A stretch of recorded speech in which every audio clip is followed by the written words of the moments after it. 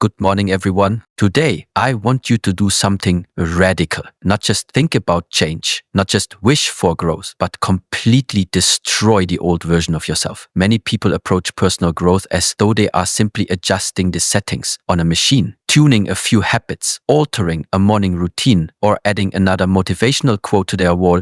But true transformation demands more than surface-level change. It requires a complete redefinition of self. Radical change does not happen because you read a book, listen to a podcast, or journal once a week. Those things may spark awareness, but they won't create lasting internal evolution unless they're followed by deep and uncomfortable shifts in how you live, think, and operate. The version of you that got stuck cannot be the same version that gets you out. Transformation is not an upgrade, it's a reconstruction. Imagine trying to renovate a house infested with termites. You wouldn't just repaint the walls and replace the carpet, you tear the entire structure down and rebuild it from the ground up. The same applies to your inner world. If your mindset, your values, your self-talk, and your habits are rooted in fear, doubt, or shame, no amount of cosmetic change will heal the problem. You must go deep. Strip away the false narratives, confront the lies you've told yourself, and demolish the beliefs that no longer serve you. This kind of radical shift is uncomfortable, even painful. It requires you to let go of what is familiar, even if that familiarity is toxic. Often, we cling to broken identities because we've grown used to them. They've become our story, our excuse, our comfort. But transformation asks you to kill your comfort zone, to destroy the version of you that found safety in stagnation. And that is terrifying. The mind will resist, the body will ache, and everything in you will want to retreat to the old way.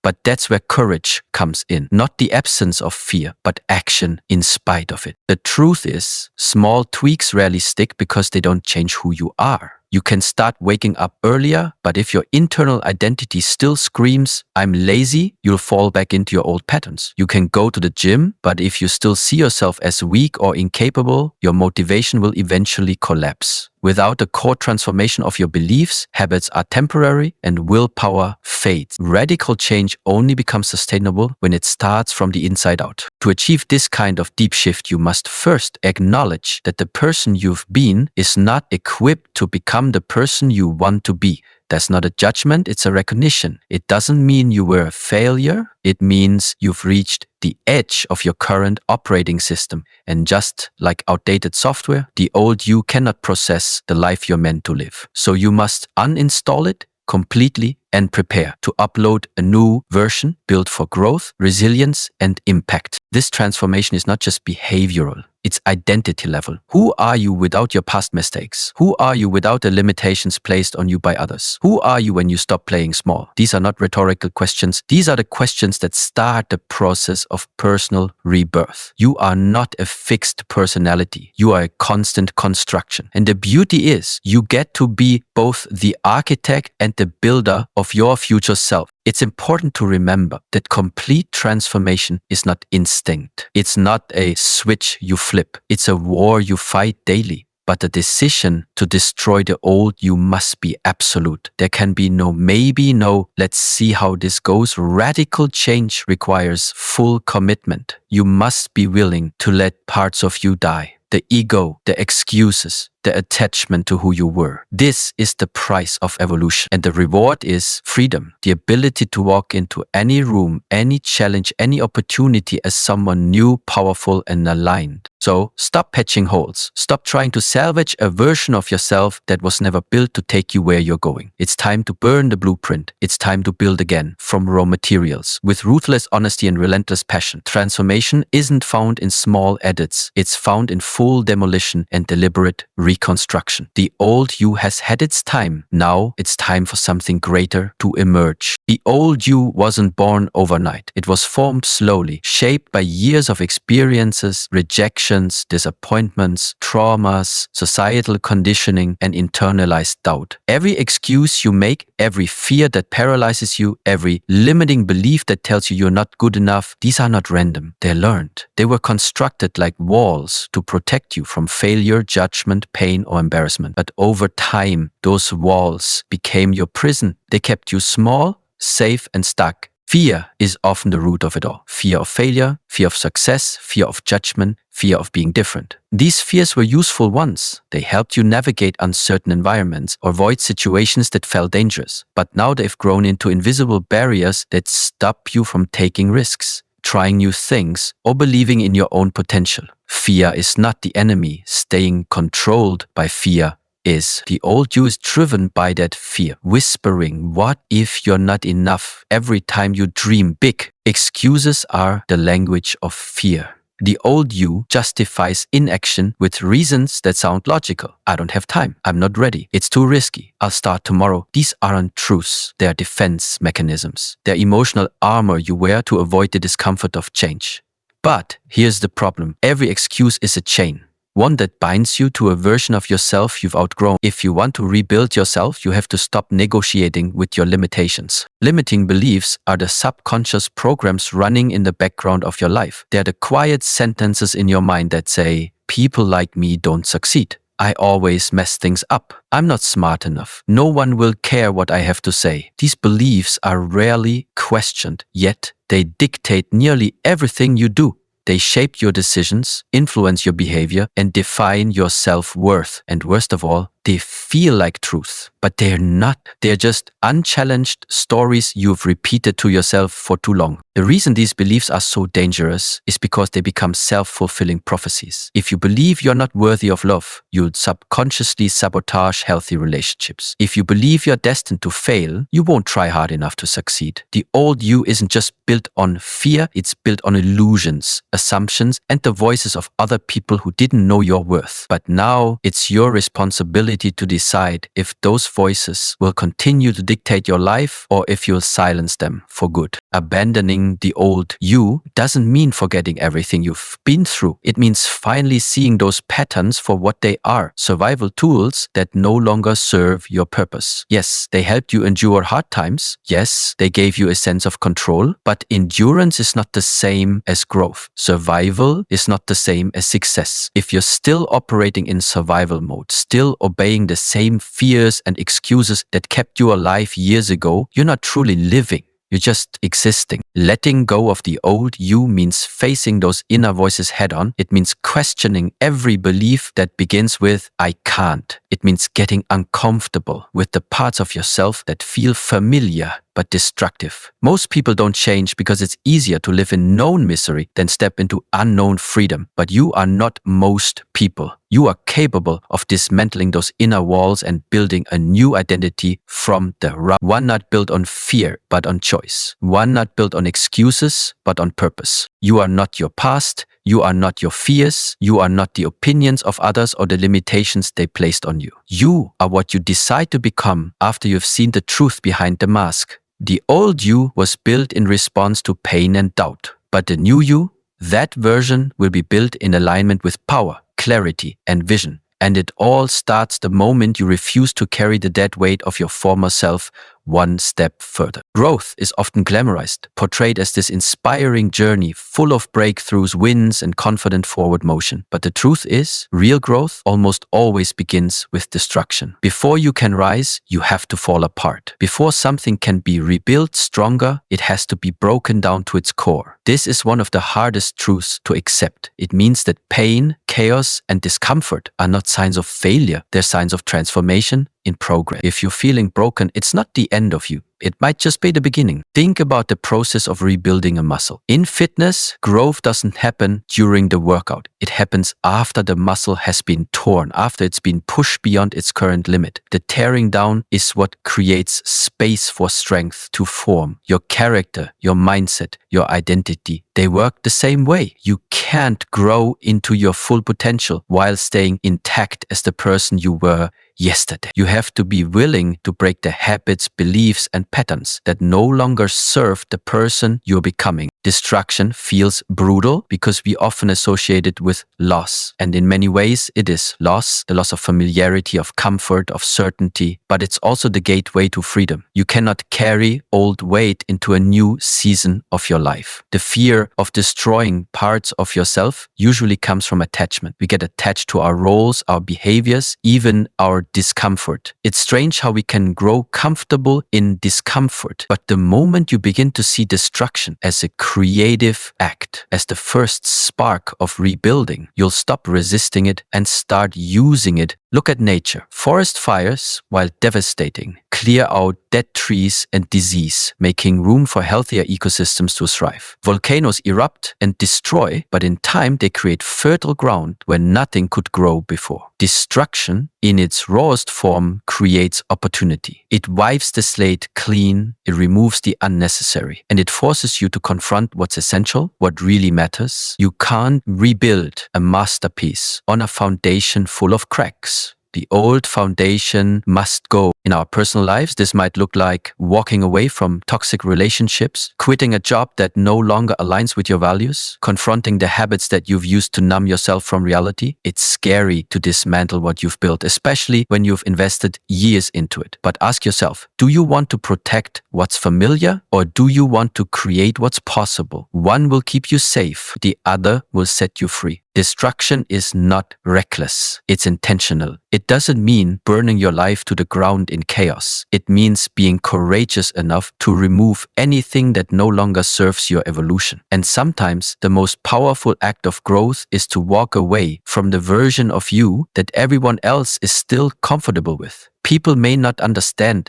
some may even try to pull you back, but you're not here to live someone else's idea of who you should be. You're here to build your own. Embracing destruction as part of growth means trusting yourself through uncertainty. There will be moments when you question everything, when the old you calls out with its familiar whispers, "Go back, it was easier before." But easier does not mean better. Easier never brought greatness. Your job is to keep pushing through the ruins until you find the raw material to create something new. Something that aligns with who you really are, not who you pretended to be to survive. So allow the tearing down to happen. Don't cling to what needs to fall. Growth isn't always graceful. It's often gritty, messy, and deeply emotional. But it's in that collapse that your new self begins to form. Not polished, not perfect, but real, stronger, wiser, and more capable of living a life that's not only meaningful, but truly yours. Many people dream of transformation, but few are willing to do the work that real rebuilding demands. Change doesn't just happen to you. It's not something you stumble into by accident. Rebuilding yourself is not passive. It is not something that occurs while you go on with your normal routine, hoping life magically shifts in your favor. No, rebuilding is a deliberate, intentional act. It requires your full attention. It asks for daily decisions, relentless consistency, and a refusal to go back to what broke you in the first place. The illusion most people fall into is thinking that time alone will heal or rebuild them. Time doesn't fix what you don't face. Time simply passes. Only action can rewrite the story. Discipline is the engine of that action. You have to choose the habits, thoughts, and behaviors that align with your new self, even when your old self is screaming for comfort. Rebuilding isn't about waiting for motivation. It's about moving forward even when you feel resistance, especially then, and the process is slow. That's something you must accept early on. Rebuilding isn't a quick fix. It's not like repainting a wall. It's more like rebuilding an entire structure from the foundation up. There will be days where progress is invisible, where you feel like nothing is changing. But just because the work isn't seen doesn't mean it's not being done. Every small, disciplined choice you make, every time you say no to the old you and yes to the new, is a brick laid on the path to your future self. Discipline in rebuilding isn't about perfection. It's about direction. You don't have to get everything right. You will fail and you will fall. But discipline means getting back up. It means recommitting to your vision even when it feels far away. One of the greatest dangers during transformation is expecting too much too soon. Rebuilding takes patience, but not passive patience. It takes active. You show up for yourself day after day, even when there are no guarantees and no applause. Another critical part of conscious rebuilding is self-awareness. You can't rebuild what you don't examine. You have to become a student of your own mind. Ask yourself hard questions. Track your triggers. Notice your patterns. What habits sabotage you? What environments fuel you? What people drain or inspire you? Without this awareness, you're building blindly. But with it, you can start to create a life that's aligned, purposeful, and designed, not by default, but by decision. Rebuilding also means being honest about your standards. You can't change while keeping the same low expectations for yourself. You have to raise the bar, not to punish yourself, but to elevate your identity. What you tolerate becomes what you live. So if you keep tolerating inconsistency, distractions, or unhealthy relationships, you're reinforcing the very self you're trying to leave behind. Discipline is setting new rules for yourself and having the courage to enforce them, even when no one is watching. One of the most overlooked aspects of rebuilding is how much unlearning is involved. Before you can create the new, you must unlearn the old. Unlearn the thought patterns that kept you small. Unlearn the emotional responses that kept you reactive instead of intentional. Unlearn the belief that you are broken, unworthy, or powerless. Every act of unlearning creates space for something new.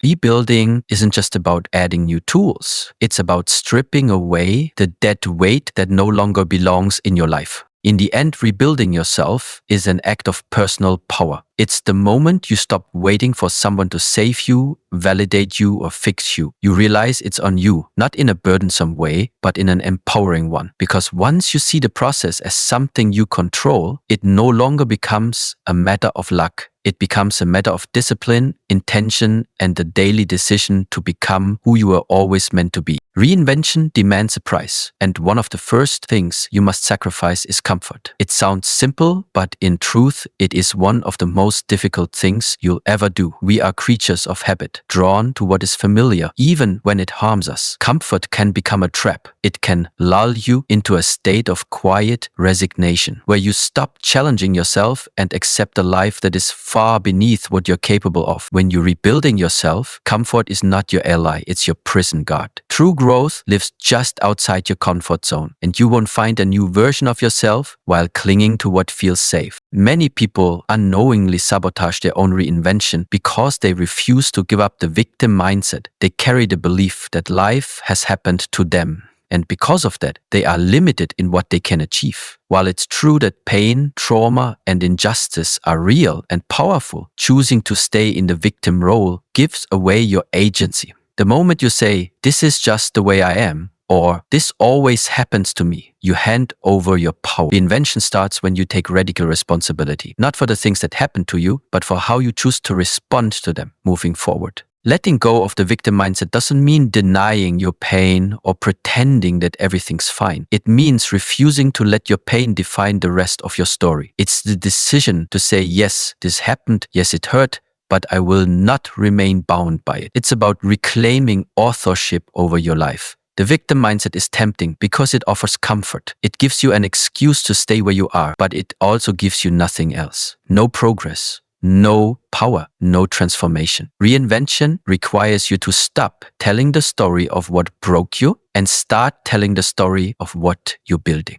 Comfort, too, is a seductive liar. It tells you to stay in the relationship that doesn't fulfill you, in the job that drains you, in the version of yourself that no longer reflects who you are. It tells you to stay quiet, play small, and settle. But comfort is not peace, it's stagnation. The longer you stay in it, the more it dulls your instincts and deadens your potential. Reinvention means walking willingly into discomfort, into the unknown, into the unfamiliar. Not recklessly, but purposefully. Discomfort is not your enemy. It's the proof that you're stretching, that you're stepping into something new. When you let go of comfort and the victim mindset, you start to confront life with an entirely different posture. You become a participant instead of a bystander. You stop asking, why is this happening to me? And start asking, what am I going to do with this? This shift in mindset is powerful. It moves you from passive to active, from reaction to creation. And it's in that shift that reinvention begins to take root, not as a moment, but as a lifestyle, a way of thinking, choosing and living with intention. Of course, this process doesn't come without fear. There will be voices, internal and external, telling you to turn back, to settle, to stop trying so hard. And there will be moments when the old identity seems easier to fall back into. But those are the exact moments where the breakthrough lives. If you can learn to sit with the discomfort, to own your choices without excuses, and to let go of the story that you are powerless, you become dangerous to anything that once held you back. You become a force for your own reinvention. You are not here to live small, safe, or silent. You are here to evolve, to change, to rewrite the narrative. But none of that can happen while you're wrapped in the false warmth of comfort or imprisoned by the lie that you're a victim of life. Letting go of those things doesn't mean you lose who you are. It means you finally create space to become who you were always meant to be. Reinvention is not random. It's not a guessing game, and it's certainly not something you leave to chance. If you truly want to become someone new, someone stronger, sharper, more aligned with who you're meant to be, then you have to design that version of yourself with purpose. Purpose is your why. Without it, transformation becomes hollow. You can change your habits, your appearance, your routines, but if you don't know why you're changing, it won't last. Purpose gives your transformation meaning. It keeps you grounded when things get hard. It reminds you that you're not just running away from who you were, you're running toward who you were meant to become. Clarity is the second pillar. You cannot build what you cannot see. Most people remain stuck in cycles of mediocrity not because they aren't capable of more, but because they've never taken the time to clearly define what they want. Who is this new version of you? What does that person value? How do they think? What do they tolerate? And what do they refuse to accept? Without clarity, you'll drift. You'll react to life instead of shaping it. Clarity forces you to get specific. It sharpens your vision so you can stop living in confusion and start living with direction. But clarity without intention is still incomplete. Intention is the daily execution of your clarity and purpose. It's how you move your vision from the abstract into the real world. It's waking up and making choices that align with your future self, even when it's uncomfortable. Intention is how you close the gap between who you are and who you want to be. You can't become the new you by accident. You must act with intention, speak with intention, think with intention. Every action, no matter how small, becomes part of the architecture of your new identity. Designing the new you also means letting go of vague desires and replacing them with structure. Wanting to be better or do more isn't enough. What does better mean to you? What does more look like in your life? The new you needs a blueprint. You wouldn't build a house without a detailed plan. Why would you rebuild your identity without one? Sit down and write it out. Who is this new you in 5 years? What habits define them? What relationships surround them? What boundaries protect them? The clearer the vision, the stronger the outcome. This process is not just about mindset, it's also about environment. You must design your surroundings to support your transformation. If you want to build the new you, but you're still living in spaces that reflect the old you, change will be an uphill battle. Remove distractions, organize your life, create rituals that reinforce who you're becoming, whether it's changing the way you start your morning, curating what you consume, or redefining who you allow in your space. These intentional choices matter. They become the framework that supports your evolution. Ultimately, designing the new you is a sacred act. It is self-authorship in its purest form. You are choosing to no longer be a product of your circumstances, your upbringing, or your past failures. Instead, you're becoming the architect of your identity. Building with precision, guided by a vision, driven by purpose. This is not a temporary shift. It's a lifestyle of intentional living, where every decision is a vote for the person you are becoming. There is a moment in every journey of transformation when you realize that no one is coming to save you. Not because people don't care, but because this work, this rebuilding, this reinvention, it's something only you can do. And while that may feel overwhelming at first, it's also incredibly empowering. The power to rebuild isn't something you have to search for outside of yourself. It already exists within you. It has always been there. The question is not whether you have the power. The question is whether you choose to use it. And the only way that power is activated is through one thing: action. Thinking about change isn't enough. Wishing, hoping, visualizing, those are all starting points. But without action, they fade into the background of your life like forgotten dreams. You can read all the books, listen to all the motivational speakers, and plan until you're blue in the face. But if you don't move, nothing changes. Action is the bridge between where you are and where you want to be. It's the raw energy that turns your intentions into reality. You can't think your way into a new life. You have to act your way there. One decision, one behavior, one moment at a time. Often we delay action because we believe we need to have everything figured out first. We wait for the perfect timing, the right mood, the right circumstances. But those moments rarely come. Perfection is an illusion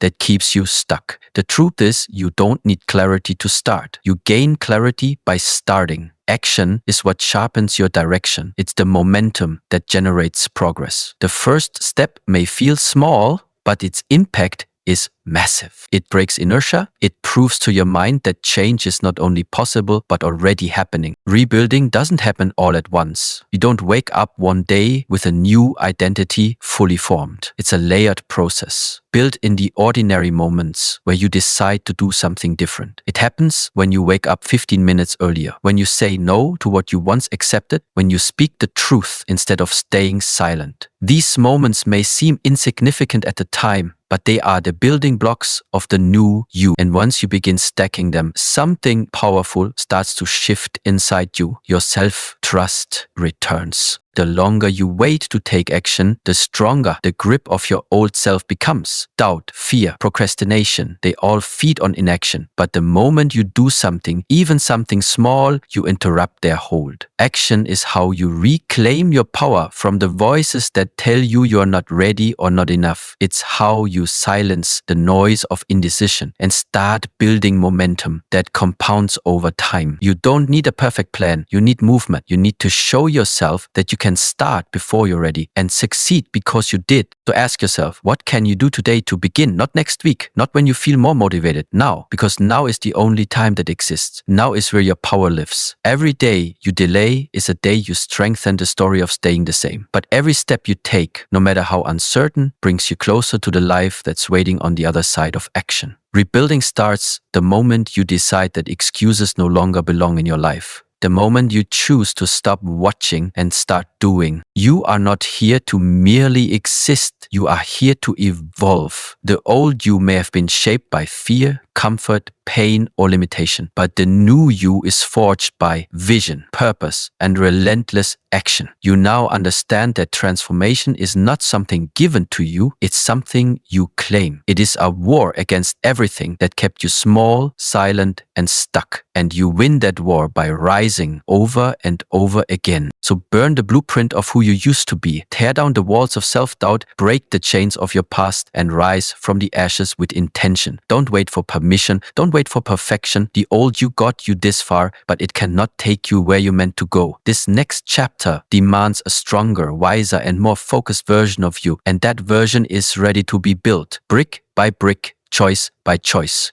You don't need to know every step. You just need to take the first one with courage and keep going. With consistency, you will stumble, you will question yourself. But if you keep showing up, disciplined, clear, and purposeful, you will wake up one day and realize you didn't just change, you rebuilt. And the new you was worth every ounce of effort it took to become. Reinvention isn't an act, it's a declaration. And today you declare this: the old me is gone. The new me is under construction, and I am building something unstoppable.